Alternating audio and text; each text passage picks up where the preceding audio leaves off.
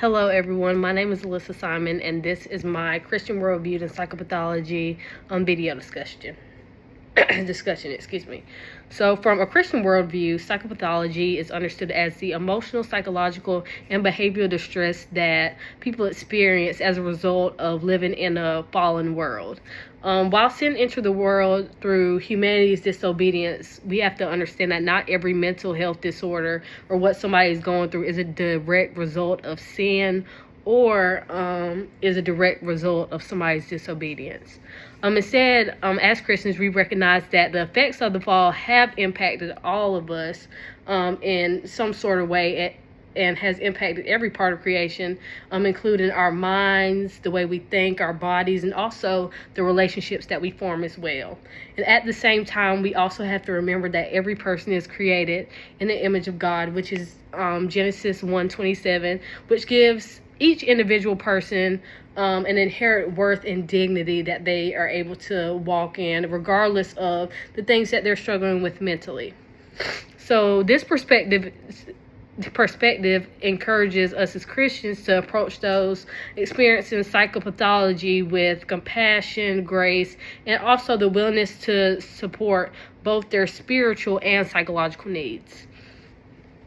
And the Bible does not necessarily use the term abnormality, but it clearly acknowledges that people who are experiencing emotional suffering, anxiety, fear, grief, and despair, it kind of talks about that in many different aspects in the Bible. For example, Psalm 34:18 states, "The Lord is close to the brokenhearted and saves those who are crushed in spirit." So this verse really reminds us as believers that even when we're going through things, even when times are rough, that the Lord never abandons us, and He always has His unchanging hand on us. And even when we're going through emotional distress and things of that nature, we can cast our cares on Him and just continue to draw near to Him. And believers are also encouraged to carry each other's burdens as well, which is Galatians 6:2, which demonstrates that our response to suffering or our response to someone else suffering is just showing compassion and giving them the support that they need rather than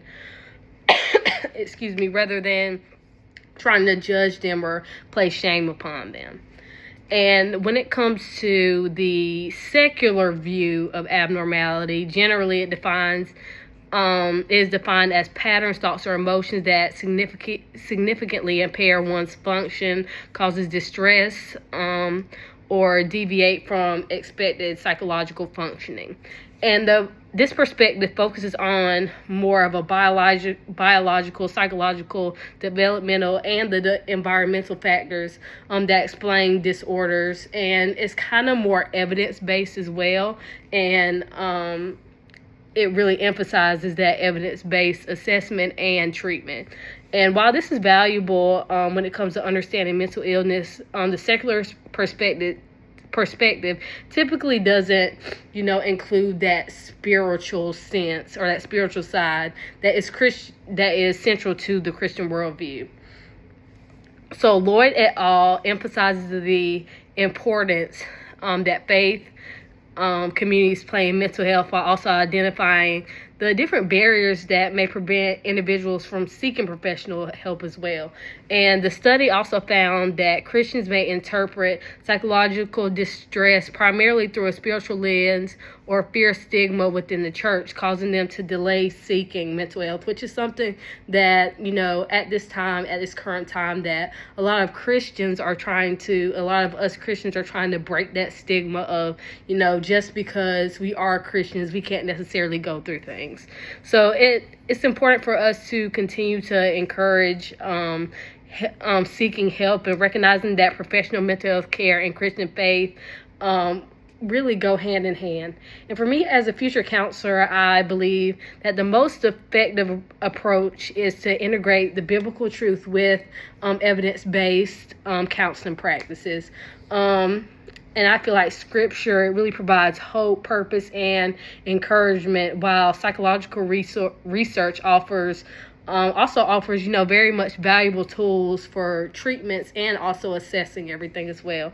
And when we intertwine these and we kind of bring both of these perspectives together, it allows us as future counselors and us as counselors to just genuinely care for the person as a whole, emotionally, socially, spiritually, psychologically, while also, just giving Christ's compassion, just showing, being like Jesus as much as we possibly can, and just continuing to just go forth in what he's calling us to do, and just honoring the dignity that every individual should be shown.